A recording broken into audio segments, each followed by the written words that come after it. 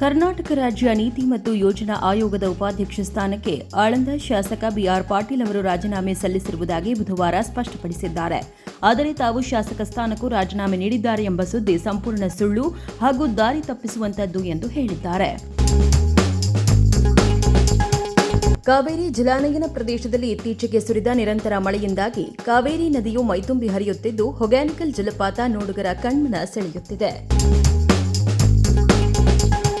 ಕಲಿಯುಗ ಕಾಮಧೇನು ಮಂತ್ರಾಲಯದ ಶ್ರೀ ರಾಘವೇಂದ್ರ ಸ್ವಾಮಿ ಮಠದ ಹುಂಡಿ ಎಣಿಕೆ ಮುಕ್ತಾಯವಾಗಿದ್ದು 21 ದಿನದಲ್ಲಿ 3.75 ಕೋಟಿ ರೂಪಾಯಿ ಕಾಣಿಕೆ ಸಂಗ್ರಹವಾಗಿದೆ. ರೈತರನ್ನ ಹೆದರಿಸಿ ಬೆದರಿಸಿ ಒತ್ತಾಯಪೂರ್ವಕವಾಗಿ ಸಹಿ ಬರೆಸಿಕೊಳ್ಳಬಹುದು ಎಂದು ಸರ್ಕಾರ ಭಾವಿಸಿದೆ. ಆದರೆ ಇದೆಲ್ಲವನ್ನು ನೋಡಿಕೊಂಡು ಸುಮ್ಮನೆ ಕೂರಲು ಸಾಧ್ಯವಿಲ್ಲ. ರೈತರ ಪರವಾಗಿ ನಾವು ಹೋರಾಟ ರೂಪಿಸಿದ್ದೇವೆ ಎಂದು ಜೆಡಿಎಸ್ ಯುವ ಘಟಕದ ರಾಜ್ಯಾಧ್ಯಕ್ಷ ನಿಖಿಲ್ ಕುಮಾರಸ್ವಾಮಿ ಅವರು ಹೇಳಿದರು. ರಾಜ್ಯ ಸಚಿವ ಸಂಪುಟದಲ್ಲಿ ರಾಯಚೂರು ಜಿಲ್ಲೆಗೆ ಪ್ರಾತಿನಿಧ್ಯ ಸಿಗದ ಹಿನ್ನೆಲೆಯಲ್ಲಿ ಮಹರ್ಷಿ ವಾಲ್ಮೀಕಿ ಪರಿಶಿಷ್ಟ ಪಂಗಡಗಳ ಅಭಿವೃದ್ಧಿ ನಿಗಮದ ಅಧ್ಯಕ್ಷ ಸ್ಥಾನಕ್ಕೆ ಶಾಸಕ ಬಸನಗೌಡ ದದ್ದಿಲ್ ರಾಜೀನಾಮೆ ನೀಡಿದ್ದಾರೆ. ರೇಣುಕಾಸ್ವಾಮಿ ಕೊಲೆ ಕೇಸ್ನಲ್ಲಿ ಆರೋಪಿ ದರ್ಶನ್ಗೆ ಅತಿದೊಡ್ಡ ಸಂಕಷ್ಟ ಎದುರಾಗಿದೆ. ತನ್ನನ್ನು ಮಾಫಿ ಸಾಕ್ಷಿಯಾಗಿ ಪರಿಗಣಿಸುವಂತೆ A14 ಪ್ರದೋಷ್ ಕೋರ್ಟ್ಗೆ ಅರ್ಜಿ ಸಲ್ಲಿಸಿದ್ದಾರೆ. ಸಚಿವ ಸ್ಥಾನ ಕೈತಪ್ಪಿದ ಹಿನ್ನೆಲೆಯಲ್ಲಿ ಅಸಮಾಧಾನ ವ್ಯಕ್ತಪಡಿಸಿದ ಗುಬ್ಬಿ ಶಾಸಕ ಎಸ್ಆರ್ ಶ್ರೀನಿವಾಸ್, ನನಗೆ ಸಚಿವ ಸ್ಥಾನ ಸಿಗುವುದೇ ಇಲ್ಲ ಎಂದು ಮನೆಯಲ್ಲೇ ಕುಳಿತಿದ್ದೆ. ಆಗ ಸ್ವತಃ ಕುಮಾರಸ್ವಾಮಿ ಅವರು ಕರೆ ಮಾಡಿ ಸಚಿವ ಸ್ಥಾನ ಕೊಟ್ಟಿದ್ದರು ಎಂದು ಹೇಳುವ ಮೂಲಕ ಎಚ್ಡಿಕೆ ಪರ ಬ್ಯಾಟ್ ಬೀಸಿದ್ದಾರೆ. ಬೈಕ್ ಟ್ಯಾಕ್ಸಿ ಸೇವೆಗಳ ವಿರುದ್ಧ ಸಾರಿಗೆ ಇಲಾಖೆ ರಾಜ್ಯ ರಾಜಧಾನಿಯಲ್ಲಿ ವಿಶೇಷ ಕಾರ್ಯಾಚರಣೆ ಆರಂಭಿಸಿದೆ. ಇಂದಿನಿಂದ 1 ವಾರಗಳ ಕಾಲ ನಡೆಯಲಿರುವ ಈ ಕಾರ್ಯಾಚರಣೆಯಲ್ಲಿ ನಗರದ 11 ಕಡೆಗಳಲ್ಲಿ ಬೈಕ್ ಟ್ಯಾಕ್ಸಿ ವಾಹನಗಳನ್ನು ತಪಾಸಣೆ ಮಾಡಿ ಜಪ್ತಿ ಮಾಡಲಾಗುತ್ತಿದೆ. ಚಿಕ್ಕಬಳ್ಳಾಪುರದಲ್ಲಿ ಶಾಸಕರ ಬೆಂಬಲಿಗರು ಉದ್ರೇಕಗೊಂಡು ತಾಲೂಕುಗಳನ್ನು ಬಂದ್ ಮಾಡಿ ಸರ್ಕಾರದ ಆಸ್ತಿ ಪಾಸ್ತಿಗೆ ನಷ್ಟ ಉಂಟು ಮಾಡಿರುವುದು ತಪ್ಪು ಎಂದು ನಗರಾಭಿವೃದ್ಧಿ ಸಚಿವ ಯತೀಂದ್ರ ಸಿದ್ದರಾಮಯ್ಯ ಹೇಳಿದ್ದಾರೆ. ಸಿನಿಮೀಯ ರೀತಿಯಲ್ಲಿ ನಡೆದ ತ್ರಿಕೋನ ಪ್ರೇಮ ಪ್ರಕರಣದಲ್ಲಿ ಯುವತಿಯೊಬ್ಬಳು ಹಳೆ ಲವ್ವರ್ ಕಾಟಕ್ಕೆ ಬೇಸತ್ತು ವಿಡಿಯೋ ಮಾಡಿ ಸೂಸೈಡ್ ಮಾಡಿಕೊಂಡಿರುವ ಘಟನೆ ಬಳ್ಳಾರಿ ನಗರದ ಕೌಲ್ಬರ್ಜಾನ್ದಲ್ಲಿ ನಡೆದಿದೆ. ಬಂಗಾರಪೇಟೆ ಶಾಸಕ ಎಸ್ಎನ್ ನಾರಾಯಣಸ್ವಾಮಿಗೆ ಸಚಿವ ಸ್ಥಾನ ಕೈತಪ್ಪಿದ್ದಕ್ಕೆ ಅಸಮಾಧಾನ ಭುಗಿಲೆದ್ದಿದೆ. ಈ ಮಧ್ಯೆ ಅವರ ಮನವೊಲಿಸುವ ಕಾರ್ಯ ಕೂಡ ತೆರೆಮರೆಯಲ್ಲಿ ನಡೆಯುತ್ತಿದೆ. ಈ ಬೆನ್ನಲ್ಲೇ ಇಂದು ಬಂಗಾರಪೇಟೆ ಬಂದ್ಗೆ ಕಾಂಗ್ರೆಸ್ ಮುಖಂಡರು ಹಾಗೂ ವಿವಿಧ ಸಂಘಟನೆಗಳು ಮುಂದಾಗಿದ್ದಾರೆ. ಇತ್ತ ಹಾವೇರಿ ಜಿಲ್ಲೆ ಬ್ಯಾಡಗಿ ಶಾಸಕ ಬಸವರಾಜ ಶಿವಣ್ಣನವರಿಗೆ ಸಚಿವ ಸ್ಥಾನ ನೀಡುವಂತೆ ಆಗ್ರಹಿಸಿ ಇಂದು ಬೃಹತ್ ಪ್ರತಿಭಟನೆಗೆ ಬೆಂಬಲಿಗರು ಮುಂದಾಗಿದ್ದಾರೆ. ಸಚಿವ ಸಂಪುಟ ವಿಸ್ತರಣೆ ರಾಜ್ಯದ ಹಿತದೃಷ್ಟಿಯಿಂದ ನಡೆದಿಲ್ಲ. ಮಾಜಿ ಮುಖ್ಯಮಂತ್ರಿ ಸಿದ್ದರಾಮಯ್ಯ ಹಾಗೂ ಮುಖ್ಯಮಂತ್ರಿ ಡಿಕೆ ಶಿವಕುಮಾರ್ ನಡುವಿನ ಅಧಿಕಾರದ ಪೈಪೋಟಿ ಮತ್ತು ಹೈಕಮಾಂಡ್ನ ರಾಜಕೀಯ ಸಮೀಕರಣಗಳೇ ಸಚಿವ ಸಂಪುಟದ ವಿಸ್ತರಣೆಯ ಹಿಂದಿನ ಪ್ರಮುಖ ಕಾರಣಗಳಾಗಿವೆ ಎಂದು ಬಿಜೆಪಿ ರಾಜ್ಯಾಧ್ಯಕ್ಷ ಬಿವೈ ವಿಜಯೇಂದ್ರ ಆರೋಪಿಸಿದ್ದಾರೆ. ನಾನು ಪಕ್ಷದ ಶಿಸ್ತಿನ ಸಿಪಾಯಿ, ಪಕ್ಷದ ವಿರುದ್ಧ ಮಾತನಾಡಿಲ್ಲ. ನಂಜಯ್ಯನ ಮಠ ಅವರು ಮಾತನಾಡಿದ್ದಾರೆ. ನೀವು ಕೇಳಿರಬಹುದು, ಹೈಕಮಾಂಡ್ ಬಗ್ಗೆ ನಾನು ಕೆಟ್ಟದಾಗಿ ಮಾತನಾಡಿಲ್ಲ. ಯಾರು ಹೇಳಿದ್ದಾರೋ ಅವರನ್ನ ಕೇಳಿ ಎಂದು ವೈರಲ್ ಆಡಿಯೋ ಆರೋಪದ ಸಂಬಂಧ ಮಾಜಿ ಸಚಿವ ಆರ್ಬಿ ತಿಮ್ಮಾಪುರ ಪ್ರತಿಕ್ರಿಯಿಸಿದರು. ಬೆಳಗಾವಿ ಗ್ರಾಮೀಣ ಕ್ಷೇತ್ರದ ಶಾಸಕಿ ಲಕ್ಷ್ಮೀ ಹೆಬ್ಬಾಳ್ಕರ್ ಅವರಿಗೆ ಸಚಿವ ಸ್ಥಾನ ಕೈತಪ್ಪಿರುವ ಹಿನ್ನೆಲೆಯಲ್ಲಿ ಆಕ್ರೋಶ ಮತ್ತಷ್ಟು ಭುಗಿಲೆದ್ದಿದೆ. ಅವರ ಅಭಿಮಾನಿಗಳು ಪಂಜಿನ ಮೆರವಣಿಗೆ ನಡೆಸಿ ತಮ್ಮ ನಾಯಕಿಗೆ ಮಂತ್ರಿಗಿರಿ ನೀಡುವಂತೆ ಬುಧವಾರ ಒತ್ತಾಯಿಸಿದರು. ರಾಜ್ಯದಲ್ಲಿ ನಡೆಯುತ್ತಿರುವ ಮತದಾರರ ವಿಶೇಷ ಸಮಗ್ರ ಪರಿಷ್ಕರಣೆ ಪೂರ್ಣಗೊಳ್ಳಲು 3 ದಿನಗಳು ಮಾತ್ರ ಬಾಕಿ ಇದ್ದು, ಈವರೆಗೆ ಪ್ರಕ್ರಿಯೆಯಲ್ಲಿ ಭಾಗವಹಿಸದವರು ಆಗಸ್ಟ್ 8ರೊಳಗೆ ಗಣತಿ ನಮೂನೆ ಅರ್ಜಿ ಪಡೆದು ಬಿಎಲ್ಎಗಳಿಗೆ ನೀಡುವಂತೆ ರಾಜ್ಯ ಮುಖ್ಯ ಚುನಾವಣಾಧಿಕಾರಿ ಅನ್ಬುಕುಮಾರ್ ಬುಧವಾರ ಮನವಿ ಮಾಡಿದ್ದಾರೆ. ಸಚಿವ ಸ್ಥಾನ ಸಿಗದ ಹಿನ್ನೆಲೆಯಲ್ಲಿ ಅಸಮಾಧಾನಗೊಂಡಿದ್ದ ವಿಜಯನಗರ ಕ್ಷೇತ್ರದ ಹಿರಿಯ ಕಾಂಗ್ರೆಸ್ ಶಾಸಕ ಎಂ ಕೃಷ್ಣಪ್ಪ ಹಾಗೂ ಗೋವಿಂದರಾಜನಗರ ಶಾಸಕ ಪ್ರಿಯಾಕೃಷ್ಣ ಅವರನ್ನ ಮನವೊಲಿಸಲಾಗಿದೆ.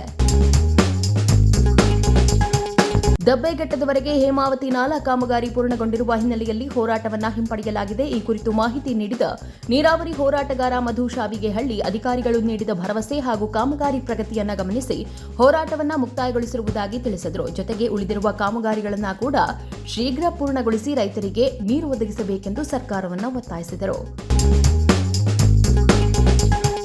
ಬೆಂಗಳೂರು ವಿಶ್ವವಿದ್ಯಾಲಯದಲ್ಲಿ ನಡೆದ ರಸ್ತೆ ಅಪಘಾತದಲ್ಲಿ ಗಾಯಗೊಂಡಿದ್ದ ಪ್ರಥಮ ವರ್ಷದ ವಿದ್ಯಾರ್ಥಿನಿ ಮಾನಸ ಚಿಕಿತ್ಸೆ ಫಲಕಾರಿಯಾಗದೆ ಮೃತಪಟ್ಟಿದ್ದಾರೆ.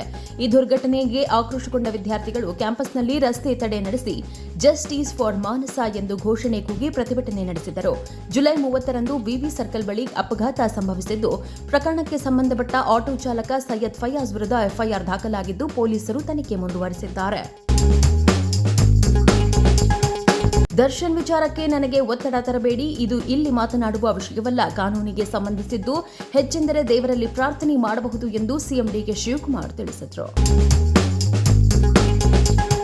ತಮಿಳುನಾಡಿಗೆ ಕಾವೇರಿ ನೀರು ಬಿಡಬಾರದು, ಎಂಇಎಸ್ ನಿಷೇಧ, ಗಡಿಭಾಗದ ಅಭಿವೃದ್ಧಿ, ಕರ್ನಾಟಕದಲ್ಲಿ ಕನ್ನಡಿಗರಿಗೆ ಉದ್ಯೋಗಾವಕಾಶ ಸೇರಿದಂತೆ ಹಲವು ವಿಚಾರಗಳನ್ನು ಇಟ್ಟುಕೊಂಡು ಬಂದ್ಗೆ ಕರೆ ನೀಡಿದ್ದೇವೆ ಎಂದು ವಾಟಾಳ್ ನಾಗರಾಜ್ ತಿಳಿಸಿದರು.